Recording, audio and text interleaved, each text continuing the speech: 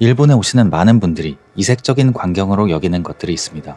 바로 도시 곳곳을 달리는 지상철도와 그것들이 만들어내는 철도 건널목이죠. 모 애니메이션들을 보면 이걸 꽤나 낭만적으로 묘사하는 편인데요. 사실 여기 사는 사람 입장에선 낭만보단 불편을 야기하는 게 한두 가지가 아닐 것입니다. 이는 사람뿐 아니라 마을 전체의 입장에서 봐도 여러모로 손해인데요. 깔린 철도만큼 땅이 비어짐과 동시에 대놓고 동네의 분위기를 반으로 갈라버리기 때문입니다. 일례로 도쿄의 번화가 이케부쿠로는 동서 분단으로 인한 개발 격차로 서쪽은 한동안 무법지대라는 인식이 팽배했으며 그 옆에 있는 오츠카역 또한 북쪽은 어른들만 아는 가게가 늘어서 있지만 남쪽은 분큐구와 인접해 차분한 주택가가 이어져 있습니다. 야마노테선 외에도 일본의 지상철도의 수가 워낙 많은 만큼 그로 인한 지역 분단은 앞으로의 재개발 과정에서 해결해야 할 중요한 과제가 되기도 합니다. 그런데 같은 동네에 이게 하나도 아니고 두 개가 지나가면 얼마나 골치 아픈 일이 벌어질까요? 바로 오늘 알아볼 일본 MZ들 사이에서 가장 핫한 동네 시모키타자와의 이야기가 되겠습니다.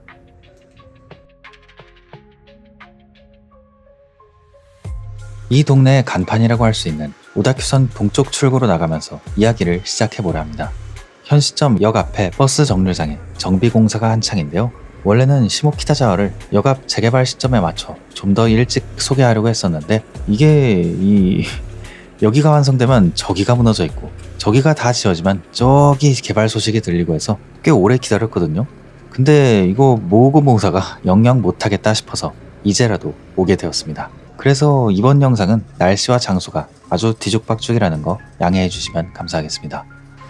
일단 이 동네는 분단 자체가 익숙한 동네입니다.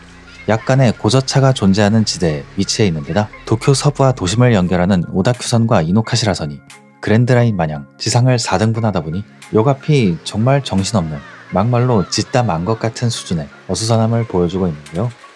제가 여기를 비하하는 게 아니라 지역 상인들이 실제로 그렇게들 표현하고 있습니다. 저녁에 골목길 감성이 지배적이고 길거리가 통일되어 있다는 느낌도 부족하죠.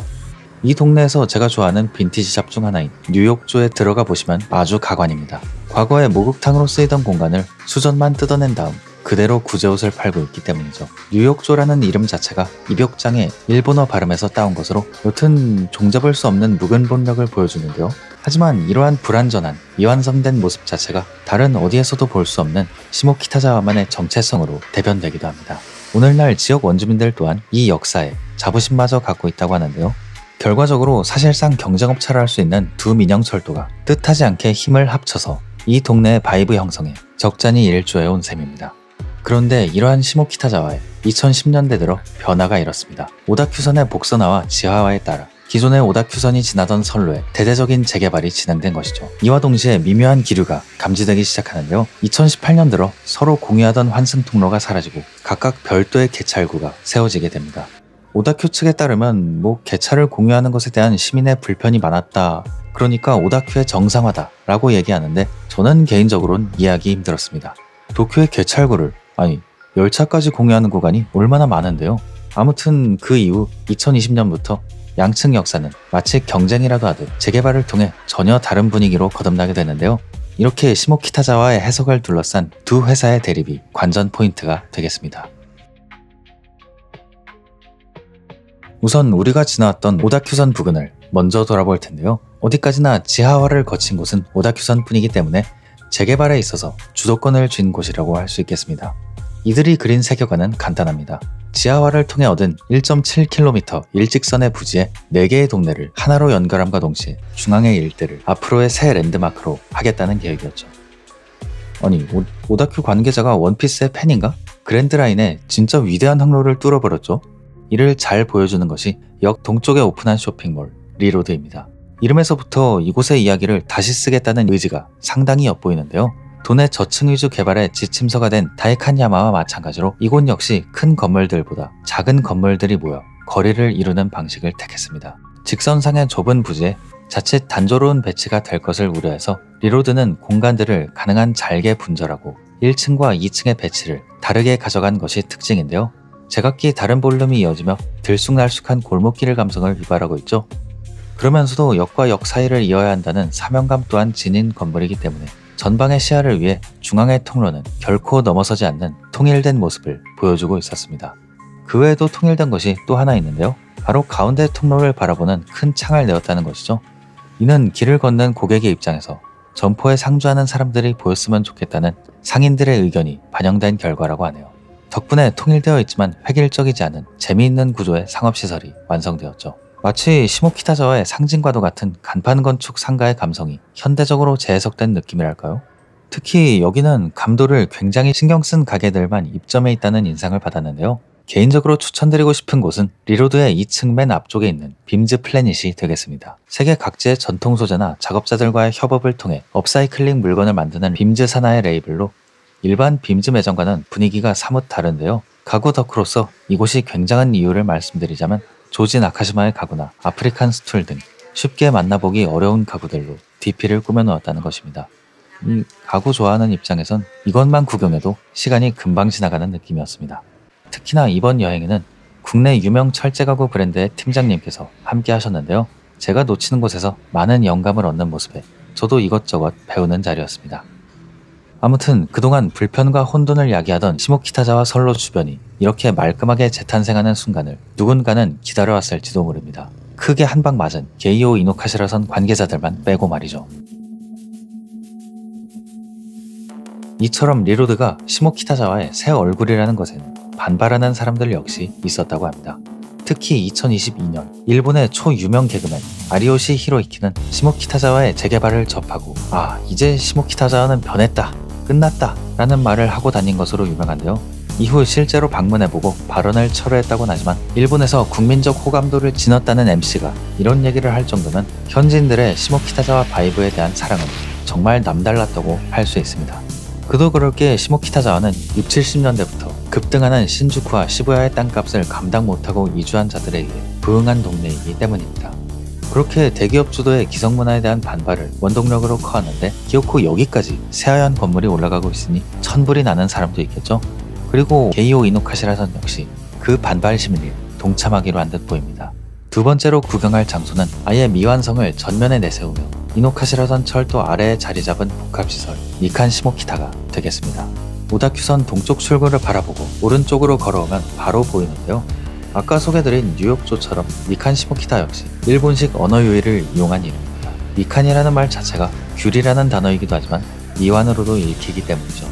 콘크리트가 묵직하게 받치고 있는 선로의 아래로 철골과 컨테이너가 투박한 대비를 보여주고 있는데요. 덕분에 마치 토목시설의 뼈대 안에 건축물이 채워진 듯한 특이한 구조물이 완성될 수 있었습니다. 특히 컨테이너를 쌓아 만든 듯한 생김새와 방치하듯 노출된 배관, 조명 등이 무슨 굴다리 아래를 보는 듯한 느낌마저 풍겨서 모던하게 정제된 오다큐네 건물과는 다르게 우리는 거칠게 가겠다는 의지가 곳곳의 디테일에서 엿보이죠. 아마도 이는 대중적 시선에서 미완성의 느낌을 강조하기 위한 선택 같기도 합니다. 입점해 있는 가게들도 감도를 중시하는 느낌이 강하던 리로드와 달리 각국의 야시장을 방불케 하는 카테고리들이 많이 보였던 것 같네요. 무엇보다 재미있는 건 두 회사가 보여주는 대비가 결과적으로는 또 미완성이라는 이미지를 만들어내고 있다는 것인데요. 그렇기 때문에 이 두 곳은 꼭 같이 둘러보시는 것을 추천드립니다.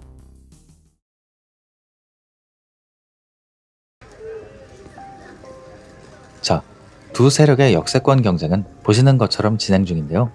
물론 이게 시모키타자와의 전부는 아닙니다. 두 시설로부터 조금만 멀어져도 시모키타자와의 원래 모습을 마주할 수 있습니다. 지금은 점심을 먹기 위해 처음에 보여드린 편집샵 뉴욕조가 있는 시모키타자와의 1번가에 와 있는데요.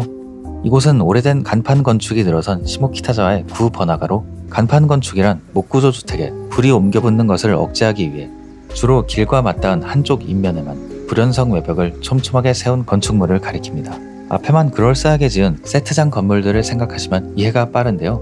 이제 오다큐선 입구를 두고 새 간판이라고 했던 이유를 아시겠죠? 역 앞의 캐노피를 간판 건축 마냥 벽체처럼 보이게 한 것이 특징이기 때문이죠.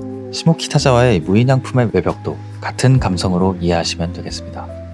간판 건축은 오늘날 시티팝과 함께 쇼와 레트로 감성을 불러일으키는 요소이기도 합니다. 시모키타자와가 그 감성으로 유명한 것도 우연이 아닌 셈이죠. 판자촌을 연상케 하는 작고 오래된 간판 건축들이 많아서 때로는 굉장히 낙후되어 있다는 인상도 받긴 하지만 그때는 또 그때에만 낼 수 있던 분위기라는 게 있겠죠. 시모키타자와는 오래전부터 그것들에 대한 리스펙이 이루어지는 동네임을 알 수 있습니다. 그래서 오래된 맛집들은 보통 1번가에 많이 몰려있다고 하죠. 1번가에서 많이들 가시는 곳이 아마 로지우라스프 카레집일 텐데요. 저는 좀 더 로컬 냄새 낭낭한 가게를 하나 소개해드릴까 합니다. 바로 1번가의 끝자락에 위치한 50년 역사의 노포 톤스이인데요. 가정식 돈가스집이다 보니 어릴 적 집에서 만들어 먹던 추억의 맛이 난달까요? 단골들이 많이 찾는 곳이다 보니 메뉴가 많고 가격도 굉장히 저렴하기 때문에 깔끔한 한상 차림보다 노포 감성을 좋아하시는 분들은 꼭 방문해 보시길 바랍니다.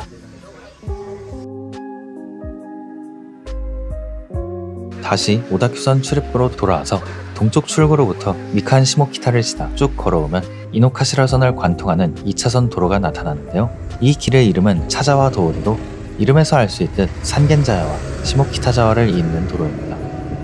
야, 핫한 동네 둘을 잇는다니 가슴이 매우 웅장해지죠? 이 길에서 왼쪽으로 돌아 다시 리로드 방면으로 올라가다 보면 한눈에 봐도 정말 오래되어 보이는 묵직한 노출 콘크리트 집합체가 모습을 드러내는데요.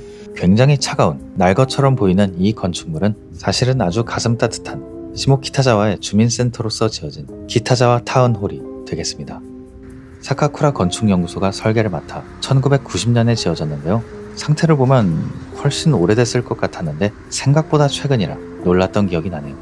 언뜻 보면 모더니즘 내지는 브루탈리즘 건축물처럼 보이지만 굳이 분류하자면 포스트 모더니즘에 가까운데요. 우선 밖에서 봤을 때 여러 겹으로 레이어드된 파사드가 특징입니다. 왼쪽은 타일에 오른쪽은 무슨 와플 마냥 구멍이 뚫린 벽면이 이어지듯 커브를 따라 그대로 부채꼴을 그리고 있죠. 지금까지 시모키타자와의 이야기를 들으신 분들은 이제 여러 개로 나뉘어서 간판 건축이 이어진 동네의 정체성을 살린 거구나 라고 자연스럽게 연결 지으실 수 있을 것입니다. 그런데 반은 맞고 반은 틀렸습니다. 이 부채꼴 평면 건물은 일본 건축계의 거장 안도 다다오가 무려 40년 전 그의 활동 초기에 설계한 브루탈리즘 건축물입니다. 그러니까 둘이 서로 다른 건물이란 얘기죠. 이는 같은 건물처럼 보이도록 사카쿠라 건축연구소가 의도한 것인데요. 작은 주택단지에 큰 건물 한 동이 들어서면 꽤나 위압적이겠죠. 때문에 기타자와 타운홀은 의도적으로 3개의 동으로 분리되어 기존 환경에 녹아드는 선택을 취했습니다. 각 모서리의 높이 등을 옆의 건물들과 최대한 맞춤으로써 말이죠. 그러면서도 필로티로 1층을 띄어서 도보를 더욱 넓힘과 동시에 건물 자체를 보다 안쪽으로 후퇴시켜서 주변의 채광까지 최대한 배려했는데요. 한켠이 버스 정류장으로 사용되고 있는 것도 그렇고 굉장히 날카로워 보이는 건물이지만 사실은 외관에서 내용물까지 매우 이타적인 건물인 셈입니다. 이는 안으로 들어오면 더욱 가관인데요. 묵은 본이 근본인 포스트 모더니즘 건축물답게 내부는 또 굉장히 장식적으로 꾸며져 있습니다. 무엇보다 중앙에 거대한 기둥이 아주 그냥 압권이죠. 르코르비제의 국립서양미술관의 중앙기둥이 생각나기도 하는데요. 바깥뿐 아니라 가장 안쪽의 고층동까지 이 기둥으로 냅다 띄워버린 덕분에 건물 내부의 광장까지 햇빛이 깊숙이 들어오고 있는 게 인상적이죠. 위쪽은 스테인리스 패널을 가득 붙여서 그 채광을 더욱 보태고 있는 것도 그렇고 아니 진짜 이 장식들이 모두 노출 콘크리트나 금속으로 투박하게 만들어져 있어서 위화감이 들 정도인데 알고 보면 다 이용자들 좋으라고 만들어 놓았다는 게 뭔가 상남자의 츤데레식 건축물 같은 느낌이랄까요? 하여튼 여러모로 종잡을 수 없는 시모키타자와스러운 건물이라고 할 수 있겠네요. 현재 옆에 있는 안도다다와의 건축물은 보수 과정에서 도색을 해버리는 바람에 브루탈리즘적인 특성은 옅어지고 말았지만 기타자와 타운홀이야말로 역 앞의 화려한 건물들 뒤에 가려진 시모키타자와의 숨은 명소라고 할 수 있겠습니다. 이외에도 차자와 도오리의 명소에 대해선 나중에 산겐자야 편에서 마저 구경해보는 걸로 하고요. 저는 이쯤에서 목이 마르니 마지막으로 커피를 좀 마시러 가겠습니다.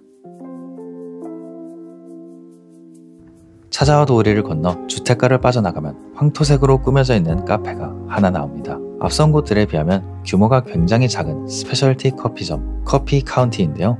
하지만 이곳을 절대 무시해선 안 됩니다. 왜냐하면 이곳은 원래 후쿠오카에 본점이 있는 유명한 카페인데다 매장 역시 2024년 일본 인테리어 디자인 어워드에서 은상을 받은 곳이기 때문이죠. 다른 입상작들을 보면 전부 규모가 어마어마한 곳들인데 그 사이에서 이 작은 공간이 어떤 울림을 주었기에 은상을 탔을까 궁금했는데요. 커피 카운티의 오너 인터뷰에 따르면 이곳은 시모키타자와의 번잡함으로부터 벗어난 동굴 같은 곳을 추구했다고 합니다. 방문해보니 그 한마디가 딱 와닿았는데요. 시모키타자와를 다녀보시면 알겠지만 모든 가게의 인테리어가 굉장히 협소합니다. 때문에 타인과 원치 않는 물리적 접촉이나 눈 마주침 등이 계속 일어나기 마련이죠. 하지만 이곳은 모든 자리가 반원 형태의 벽면을 따라 카운터를 바라보고 있습니다. 마치 탁 트인 공간의 모든 것들이 나를 위해 존재하는 듯한 느낌이랄까요? 거기에 커피까지 훌륭하니 어후, 더 이상의 말이 필요 없는 곳이었습니다. 원두를 사면 커피 한 잔을 서비스로 받거나 그 가격만큼 할인을 받을 수 있는데요. 저는 그걸 모르고 생돈으로 2잔을 마셔버렸으니 가실 때 꼭 참고하시길 바랍니다. 이렇게 오늘은 묵은 본이 근본인 동네 시모키타자와의 이야기를 풀어보았습니다. 오늘 소개드린 곳 이외에도 가볼 만한 곳이 정말 많은 동네죠. 영상에 나오지 못한 여러분의 최애 장소가 있다면 댓글로 알려주시면 정말 감사하겠습니다. 이번 영상은 유독 두서가 없고 촬영 시점이 뒤죽박죽이었는데요. 이 또한 시모키타자와스러움이라는 궤변을 끝으로 영상을 마치도록 하겠습니다. 끝까지 시청해주신 모든 여러분 정말 감사드립니다. 또 오겠습니다.